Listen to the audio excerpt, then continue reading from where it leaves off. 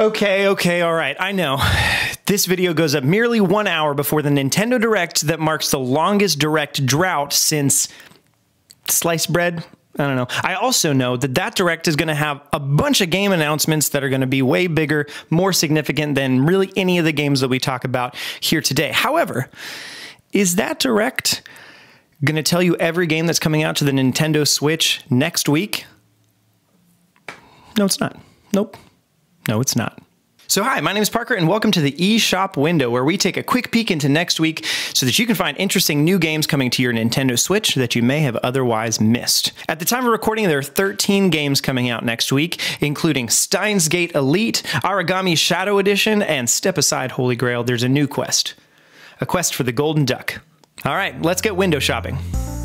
So one last reminder, I haven't played any of these games. All the opinions that you hear are just my own, along with stuff that I've gleaned from reviews across the internet. So with that, let's get to it. So the first game we're looking at is Steins Elite. So this came out in 2018 in Japan across pretty much all the platforms that you'd expect. So that would be on PC, PS4, and Switch. So this game here is a visual novel based on the anime Steins Gate. So if you've seen that, you're pretty much just playing that show to some degree. It got amazing reception in Japan. I wasn't able to read any of the reviews just because obviously it's in Japanese and I don't speak any of that language, as we went over last week. But so some of the plot, for if you haven't watched it before, don't really know what's going on. It's a ragtag group of tech-savvy students, and there's some aspect of like time manipulation, and they have a professor, it looks like, something along those lines. But there's branching paths to the game, and it's, you know, a visual novel in that respect. So it comes out on Tuesday, February 19th, and it's $53.99 on digital, and it seems like it's more expensive actually if you got it physical, so you'd be getting a bargain this way. So if you're interested at all in the TV show, this is a must-grab game. You probably already know about it and know that it's coming out, but just a reminder, in that case, there it is. And if not, go ahead and watch the show. I think it's on, I know I've seen it on either Netflix or Hulu, something like that, but it's just not one of the animes that I've watched just yet. Next up, we've got Aragami Shadow Edition. So this game's coming out, this is starting all the games coming out on Thursday, the 21st of February. So this game originally came out on Steam in 2016 and then came out again, the Shadow Edition did, on PS4 and Xbox last year in 2018. And the Shadow Edition actually includes some DLC and an expansion, and it's a stealth adventure game, as you're seeing here in the trailer. So it's a 3D stealth game, but it is an indie title. So some of the cons of the game for some people is that the art style was a little bit too budget for them, but nevertheless, it actually looks pretty good. So you can tell whatever's going on in the trailer right now is kind of what it looks like. And so yeah, it got really good reviews, great reviews in fact, and it's on sale for $26.99 up until it releases, at which point it'll be $29.99. And so yeah, it has apparently a great story. Some patience is required because it's a stealth game, and it has great solo modes, but also you can play in co-op, and for some that was even better. So that's Aragami. It comes out on February the 21st.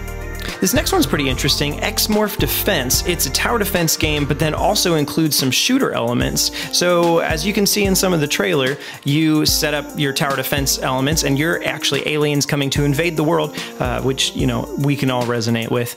It came out in 2017, by the way, on pretty much all the platforms, and is now coming out on the Switch.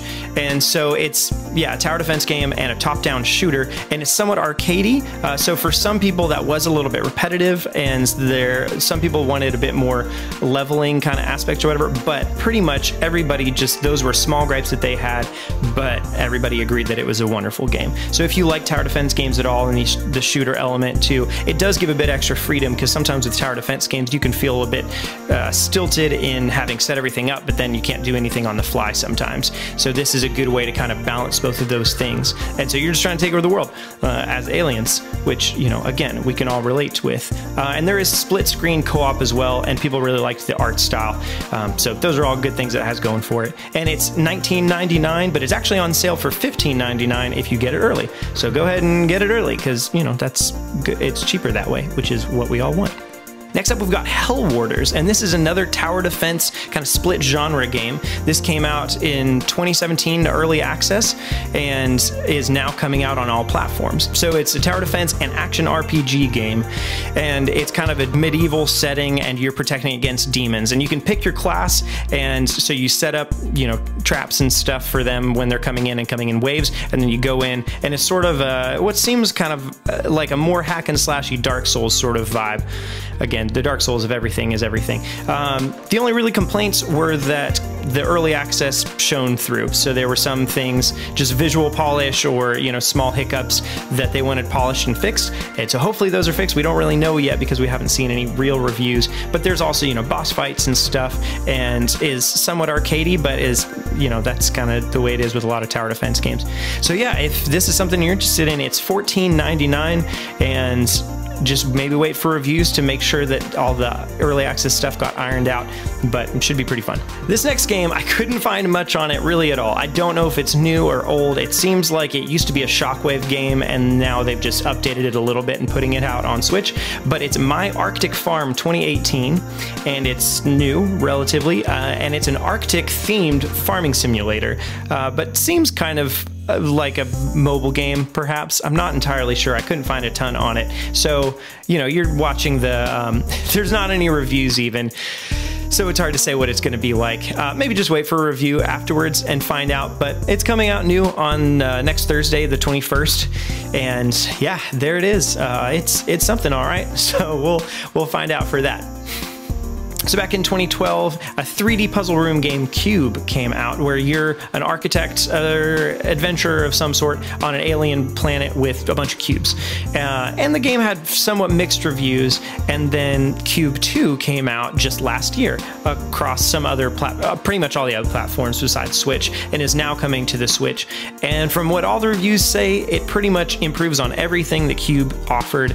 Instead of having this sort of bland, you know, environments that the first game had, now it's got more kind of beautiful aesthetics of sorts, where there's, you know, foliage and all that kind of stuff, and you're in more complicated rooms besides just being in a scientific sort of setting. So the challenges are apparently really fairly challenging, and it again improves on the other one, and the mechanics develop throughout the game, so what you learn, you know, kind of builds into other things later on, which is ideal for puzzle games. The only criticisms of it is that the narrative isn't really that great. However, if it's me and I'm going in for a puzzle type game, I don't really care about the narrative quite so much. Almost There, the platformer. This game came out in 2018 on mobile, and it had somewhat mixed reviews. It's only $9.99, which is a little expensive for a mobile game, but it, you know, improves on the mobile version, specifically in that it doesn't have in-app purchases now. So essentially all it is just a pure 2D platformer. And it's fairly hard and sort of fast-paced as well. The graphics are pretty plain and just straightforward, but you know, if you're there for the platforming, then that's really what is important anyway. The only main criticisms on it is it's kind of short unless you're in it to replay it and get like all the stars, and you're racing against the clock essentially to be able to get, you know, all 3 stars for any levels. But it's just a plain old platformer. If that's something you're into, then this is a game to be looking out for. The Journey Down trilogy. The trailer you're seeing right now is only for chapter 1. There's 3 chapters of the game, and it's a point-and-click adventure in an Afro-Caribbean setting. And apparently it's got great reviews for what it is, but it seems like an interesting kind of a game. Again, it's only showing the trailer for the first game itself, so you may want to check out, I don't know, the trailers for the other games as well if you're interested. And it's kind of got a Grim Fandango sort of an art style, but a little bit different than that. The aesthetic is really interesting, and people apparently really like it once you get into it. It kind of feels claymation-y to me. It's not quite, but sort of is. And apparently its strong suit is really its story and its humor. So those are great things. And then it's a point-and-click adventure, so there's a lot of puzzles as well. So that. And then the original soundtrack is apparently fairly jazzy and fun, and, you know, again, kind of the Afro-Caribbean vibe, which is, you know, pretty neat. In the last one, I think they go down to the Sahara or to Africa or something along those lines as well. The only criticisms, that's not even really a criticism, but is that each game is about 3 to 5 hours each, which again, for these kinds of things is probably about right because it's so story heavy that it feels probably pretty compact. And it's $40, so it's $39.99 and comes out next Thursday. All right, Gigantic Army. I couldn't actually find a trailer for the Switch version of the game. This game came out in 2014 on Steam, but is a little bit different now than it used to be. So the graphics are updated, it looks like, so that's good. It looked kind of plain before, and still, you know, it has kind of its own art style, but is more colorful, so that's, you know, great.